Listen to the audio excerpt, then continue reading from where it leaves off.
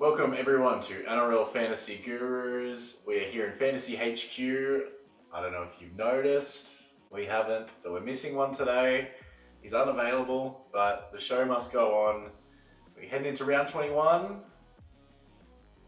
Introductions, only two of us. He's Mitch from Mitch's Lads FG. I'm Alex from Goose FG. Round 21. Mitch, we'll start with the player of the week as usual. We'll give it to you because I don't have him.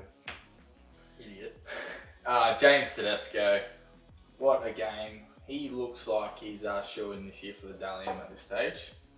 You got two tries. Yes, I think so. What about Captain Cam? Screw him. Red's not here, we don't have to suck up his ass.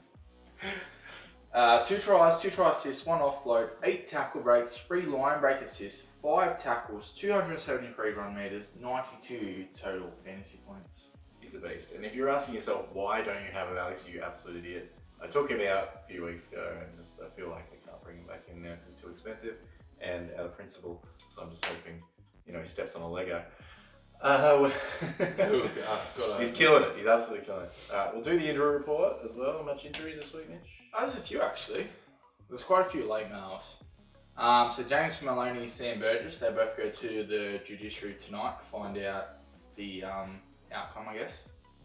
Wade Egan looks like he'll miss a week with a shoulder injury.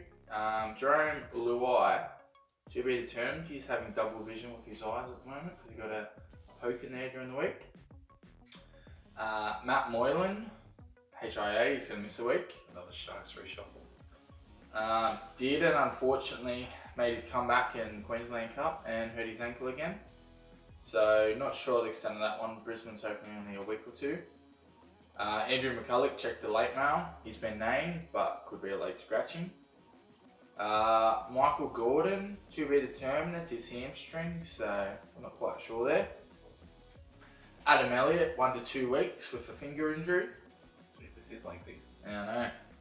Cody Nicarima and Carl Lawton, to be determined. Nothing really out about those two yet. Kurt Mann, checked the late mail with a knee. Nathan Brown, Zach Lomax, they're both late mails. The last one, this is the real reason he's not here at the moment. Red unfortunately got a groin injury on the weekend. Yeah, looks like he'll miss about 1 to 2 weeks. Okay. So, under usage or didn't stretch? Probably didn't stretch, I'd say. Yeah. I think it's been a little while. Yeah, okay. Red will no doubt watch this afterwards and kill us for this. So there's the injury report. A lot of injuries, not many fantasy relevant, but there you go. We're gonna do head-to-heads this week. So we had the thumbs up game last week. It's a bit hard with 2 people, so we'll do head-to-heads. We were gonna bring back Wall Street, just Red segment, just a spite, but no, we'll do head-to-heads. Mitch, hit me with some head-to-heads. Okay, well, we actually got this one, and I actually screenshot this one yesterday, sent it to the boys because it was a absolute pooler. Samson Island sent this one through. Tommy, so you have to choose one. Tommy Turbo, Sheck, or Milford. Rest of the year, who you going? I have Sheck and I have Milf. Milf has really dropped off lately, ever since his 90-point effort, so I'm a bit disappointed in him, so just out of spite I'll write him off. Sheck has been an absolute meter eater and is really carrying Warriors. But just with the schedule they have and the great defensive teams Warriors are coming up against, if you check the Warriors schedule, it's horrendous. So I'm going to go Tommy T, just based on their Manly's form, and I think he'll really fire heading into playoffs. Cause, Okay. Actually, fun fact about Tommy Turbo, hasn't lost a game this year. I know, amazing. I'd probably go... I'd probably get Tommy Turbo. Manly's on the way up. Unfortunately, the Warriors, I think they're going to dip a bit now. Season's done, stacked schedule. Yeah, that schedule is really tough. And the defensive teams they're facing, I just don't see Sheck putting up the same sort of numbers. Actually, Alex came up with this one. So we got Fainu, Farah, or Peets. I mean, the mid-range hooker options at the moment are insane. Stacked. It is stacked, and they're really coming into form. Fainu, I'm going to write off right away. Abby came back last week and started. I mean, it didn't take too much away from Fainu. He still got over 40 points. But I just think going forward, they're obviously... I thought Abby would get dropped. Yeah, so did I. with the form man they were in, but they were quite happy bringing him back into the squad. He started and finished the game.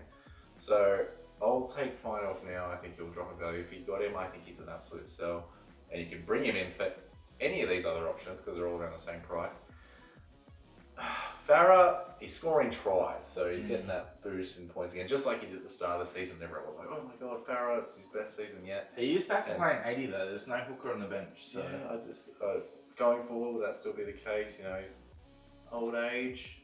I like Pizzi. I think when he's 100k cheaper than the other lot, he's still playing 80 minutes, and he loves to tackle. So I lock in Pizzi. I think out of the three. out of those three options, I'd also go Pete's. He had a bit of a poor game last week, but who from the Titans didn't? Exactly. They got fired up by 46 points or something, and he still got 37 or 4. I can't remember, to be honest. But look, I'm going to throw two spanners in now. Yeah. One's a hooker, and one's playing at hooker. They're all still around that same price. Connor Watson, Josh Hodgson. Watson blows me away every week, and I never had him in my team this year, and I regret it. It's really set me back a bit. Should have brought him in for those huge price boosts he got.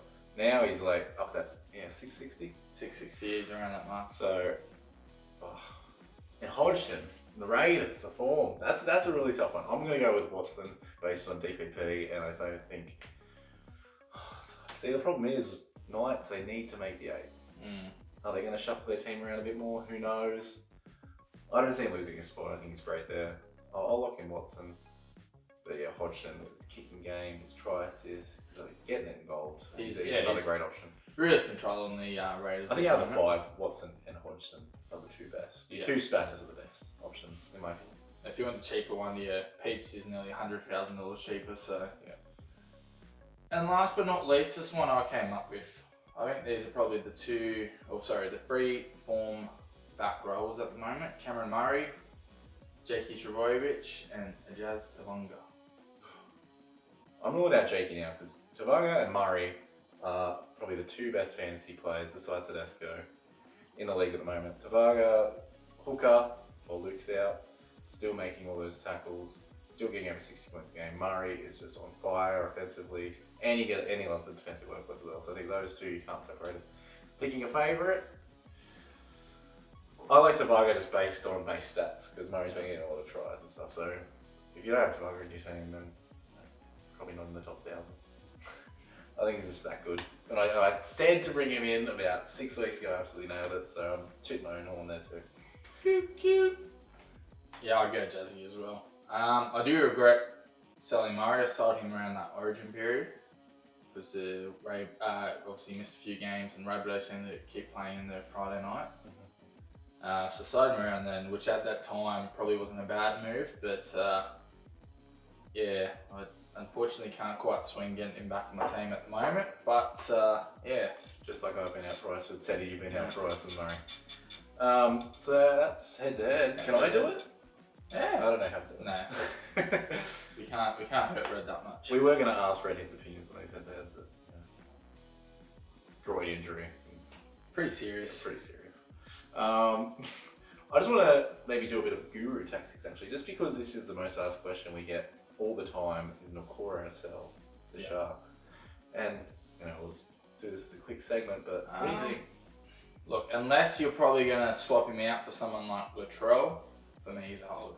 Latrell has been amazing since he got dropped from Origin, and that's the only trade I'd be willing to do. At the moment, like his last few games is like 80 and 45 or 50 points or something like that. He did score a try near the end of the game last week, which really boosted him. He was looking like he was going to have a bit of a stinker. But yeah, look, I personally wouldn't be rushing to get him out. He's still scoring quite well in that mid-40s for a centre.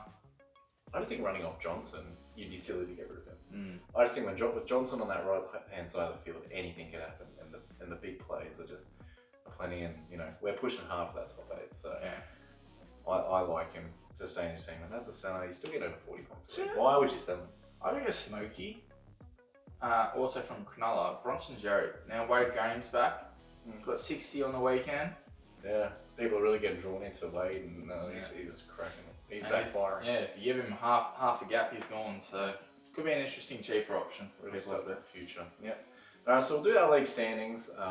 It's been crazy, these scores lately. I'll break that down after we go for the NRL Fantasy Guru League leader. He's still holding Beaver Fever with 18,227 points. You're still the NRL Fantasy Guru League leader. Killing it, well done.